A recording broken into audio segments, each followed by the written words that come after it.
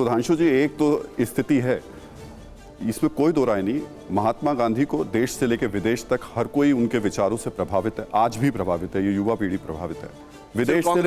विदेश से लोग यहाँ आते हैं, सबसे पहले राजघाट जाते हैं, प्रधानमंत्री खुद जाते हैं, लेकिन उसके बावजूद इस देश में ये कोशिश नहीं हो रही कि सावरकर ऊपर होंगे और गांधी नीचे होंगे विचारों के मामले में। नहीं, हमारे ऐसी कोई कोशिश नहीं हो रही। क्या बीजेपी 3 गुनी ज्यादा गांधी की सेल बढ़ी है? क्या बीजेपी का राम राज्य और गांधी का राम राज्य एक है? राम राज्य में किसी का नहीं होता, राम एक है और राम का आदर्श भी एक है।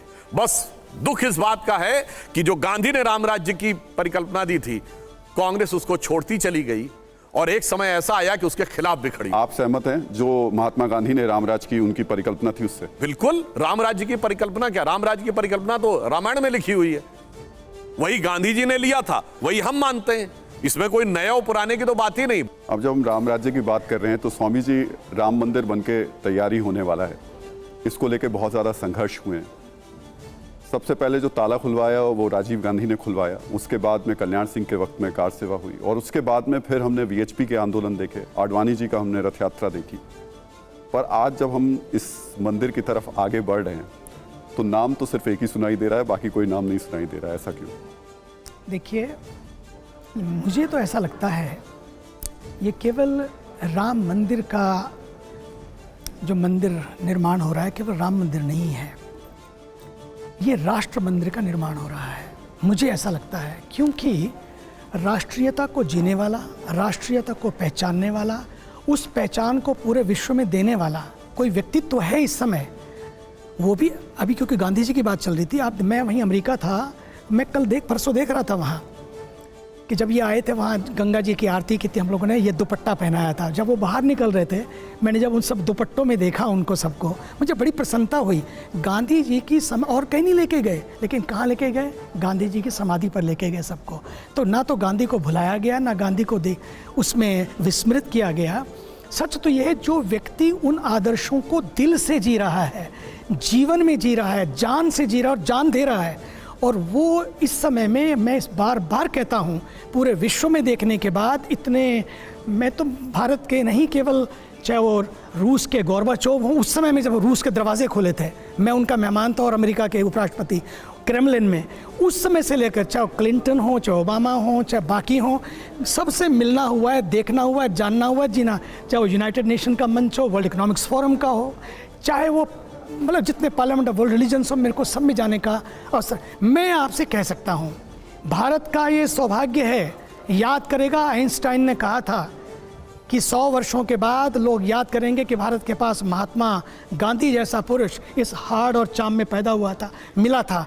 मैं तो कहना चाहता हूँ, सदियों तक लोग याद करेंगे कि एक नरेंद्र मोदी इस देश को इस रूप में मिले, जिन्होंने पूरे भारत की पहचान नहीं, पूरे विश्व को इसकी पहचान। और जब यह सनातन की बात हो रही थी, मैं अभी 9 तारीख की बात कर रहा हूँ, याद है आपको? मैं अमेरिका में था, वहाँ हम लोग उसी दिन हमको वहाँ पर क्या दिया गया, यहाँ पर तो सनातन के लिए पता नहीं क्या क्या बातें हो रही थी, वहाँ उस दिन सनातन धर्म डे के नाम पर एक सर्टिफिकेट लाके वहाँ के मेयर ने, वहाँ के गवर्नर आए, वहाँ के मेयर ने लाके 1 महीने का उन्होंने अक्टूबर माह बनाया है, हिंदू अक्टूबर माह बनाया, बिल्कुल अलग है। मैं आऊंगा स्वामी जी, आऊंगा आपके पास स्टेट में, वो स्टेट का नाम आप सबने सुना होगा, वो जानते हैं कौन सी स्टेट है? केंटकी। केंटकी किस संदर्भ में सुना है?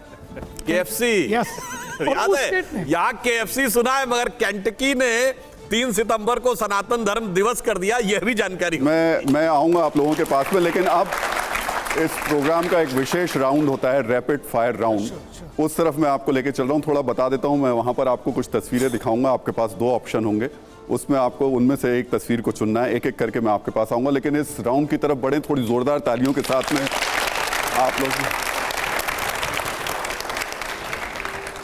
इसमें बस एक क्लॉज ज़रूर है कि जो मैं आपसे एक एक सवाल पूछूंगा उसमें ज़्यादा कुछ बोलना नहीं है, या तो हाँ या ना है, या फिर एक तस्वीर जो दिखाएंगे उसको चुनना है। आप चाहें तो उस क्वेश्चन को पास भी कर सकते हैं।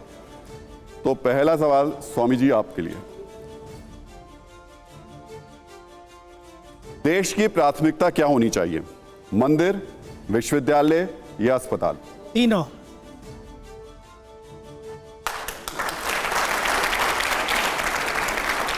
नकवी जी, अगला सवाल आपके लिए। देश का आदर्श कौन है, औरंगजेब या छत्रपति शिवाजी महाराज? छत्रपति शिवाजी।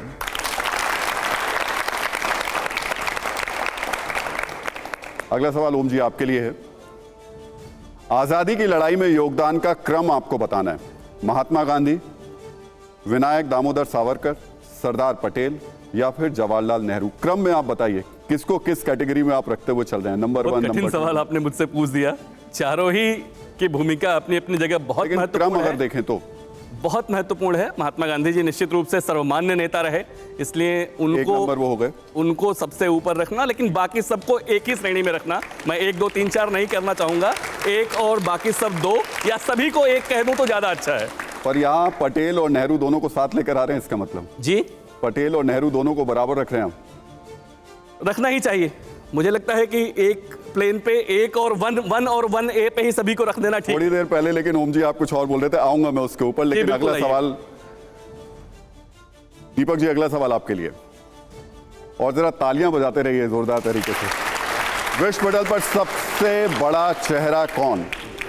आपको भी क्रम में बताना होगा कि नंबर 1 पे कौन है विश्व पटल पर सबसे बड़ा चेहरा, नंबर 2, नंबर 3, नंबर 4, अगर आप इस तरीके से देखें तो। आपका प्रश्न क्या था, दोबारा पूछें। विश्व पटल पर यानी दुनिया में इन चारों में अगर हम क्रमवार तरीके से चलें तो सबसे पहले चेहरा कौन सा आएगा, दूसरे नंबर पर, तीसरे नंबर पर, चौथे नंबर पर कौन कौन चेहरा रहेगा? अगर आपको डाउट है, मुझे नहीं है, जो चौथी तस्वीर है उसका नाम सुना होगा आपने, नरेंद्र भाई दामोदर दास। चलिए, नंबर 1 नरेंद्र मोदी हो गए।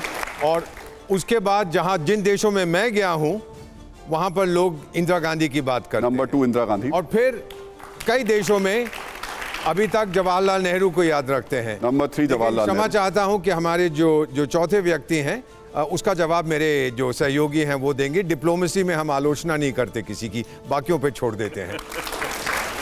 सुधांशु जी, अब अगला सवाल आपके लिए। बीजेपी की जीत की सबसे बड़ी वजह हिंदुत्व, नरेंद्र मोदी या फिर जो आप उम्मीदवार मैदान में उतारते हैं वो? हिंदुत्व चुनाव का विषय नहीं है, राजनीति का विषय नहीं है, भारत की अस्मिता और पहचान है। और दोनों में नरेंद्र मोदी जी नंबर 1 और चुनावी उम्मीदवार नंबर 2। और जब आप कहते हैं कि जो राम को लाएं हम उनको लाएंगे, तो वो क्या चुनाव से नहीं जुड़ता है? क्यों, उसका चुनाव से क्या मतलब है? भारत के ओरिजिनल कॉन्स्टिट्यूशन में फंडामेंटल राइट्स के चैप्टर के ऊपर भगवान राम, माता सीता लिखे हैं, तो राम को लाएंगे मतलब फंडामेंटल राइट्स को लाएंगे। इसमें कौन सा भाई किसकी बुद्धि ऐसी है जो उसको समझ में आ रहा है कि राम के अलावा कोई और है? और दूसरा ये बताइए, दुनिया में एक देश है जहां का राजा टाइटल होल्ड करता है किंग रामा द 10th। कौन है भाई? थाईलैंड। उसका कोई हिंदुत्व की राजनीति से मतलब है। एक देश है जहां की फर्स्ट लेडी कहती है कि उनकी डिसेंडेंसी भगवान राम से है। वो कौन है? South Korea. उसका कोई हिंदुत्व की राजनीति से मतलब है। सुधांशु जी, फिर आप अपने मैनिफेस्टो में, अपने चुनावी मंच पर इसका इस्तेमाल क्यों करते हैं? किसका? हमने हिंदुत्व शब्द का कभी इस्तेमाल किया क्या? आप राम मंदिर की बात तो करते हैं ना? हाँ, तो राम तो अभी आपने थोड़ी देर पहले हमसे क्या पूछा था कि महात्मा गांधी का राम राज्य और हमारे राम राज्य में क्या अंतर है? कोई अंतर नहीं है। राम उनके भी राम राज्य में है और राम हमारे भी राम मंदिर में है। जब तक राम मंदिर नहीं बनेगा, राम राज्य का सूत्रपात कैसे होगा?